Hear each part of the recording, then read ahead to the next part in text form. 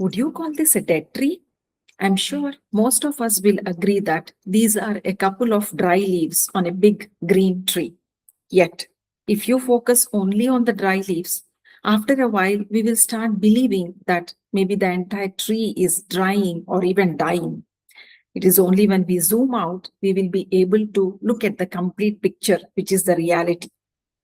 What if I told you that this is exactly how we judge ourselves most of the times in our lives, which means we look at a couple of dry leaves and assume that the entire tree is dying? Not convincing? Let me share a few examples. Suppose you forgot a couple of lines during the presentation. Will you start telling yourself, I'm terrible at communication, my colleagues must be making fun of me, my boss must be thinking I'm a stupid, I might not even get my next promotion, etc., etc. Or if your child scored 40 out of 100 in maths, will you start telling yourself, her future is ruined, how will she even succeed in future? Am I even a good mother? So on and so forth. Or if your husband was quiet today, will you start wondering, he doesn't love me anymore? Our relationship is going for a toss. What if he's seeing somebody else? Etc. etc. Or if you shouted once on your child today, will you start wondering, oh, I'm a terrible mom. I'm doing this often with my child. My child is going to hate me on this, so on and so forth. This is what I mean by focusing only on the dry leaves and ignoring the entire green tree. But there is a scientific reason behind this. The first one is negativity bias, which means our brain is naturally oriented to focus more on negativity than on positivity. And this is the very reason how our ancestors could survive from danger. And this is the very reason why we exist on this earth plane today. But the flip side is that we tend to ignore the positive feedback given by 9 colleagues about our presentation and focus more on the negative feedback given by 1 colleague about the presentation. The second one is selective attention, which means we cannot focus on everything around us all the time. We can only zoom into a particular thing at any given time.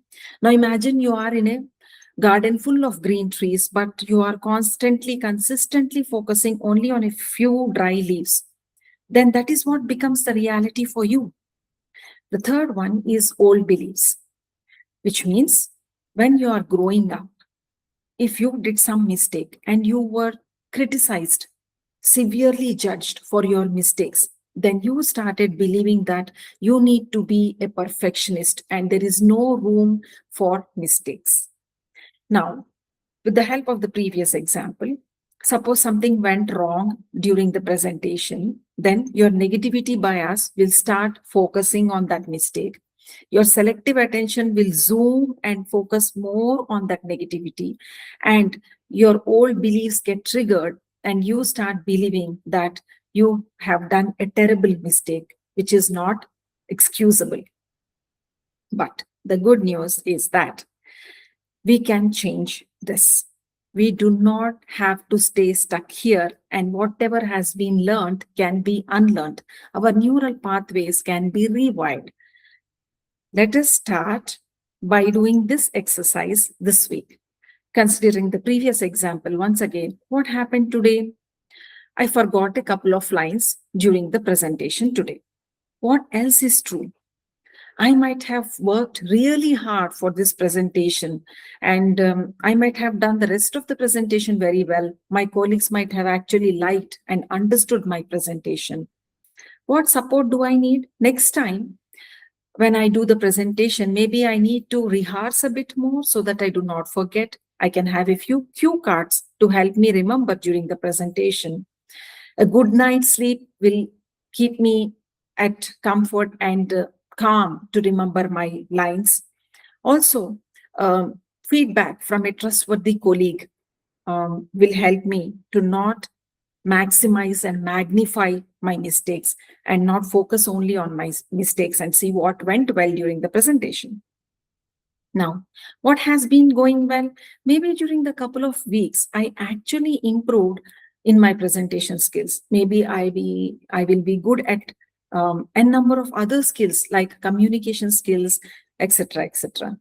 So when we start separating story from the facts, that is when we will be able to zoom out from the dry leaves and be able to look at the complete picture, which is the green tree. That is when healing begins. Hi, I'm Madhuri. I'm a psychological counselor, NLP super coach, Reiki master, and EFT practitioner. If you are able to connect and resonate with what I have spoken so far on this video, you can keep connecting with me. Stay connected with me on my YouTube and Instagram. Thank you.